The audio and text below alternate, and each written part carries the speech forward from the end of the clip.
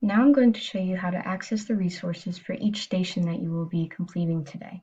So once you have the Google Slides presentation open for the language stations activity, you will see that there is a slide with links to help you complete each station. So the first station is about endangered languages. So there are two links here. The first one is a map that shows all the risk of all endangered languages in the world, and the second one is an article on endangered languages. So to access each of those, you just click on the links and it'll open it in a new tab for you. And then once you have read through and viewed the map, you can answer the questions on your activity sheet. For the second one, there are a list of Yiddish words. Again, you click on the hyperlink here. Once you open it, it'll take you to a new tab, and you can answer the questions on your activity sheet related to that.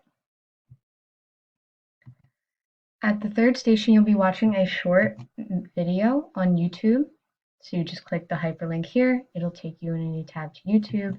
You can watch that and then answer the questions. And if there's anything else that you need to answer that was not in the video, you can use Google to help you find those answers.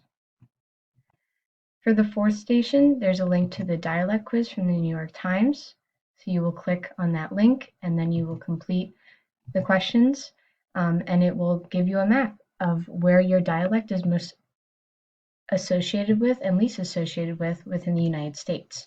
And so you'll analyze that and then answer the questions.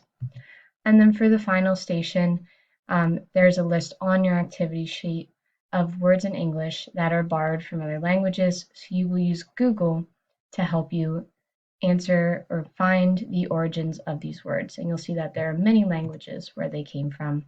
And then finally, you will complete the wrap-up activity.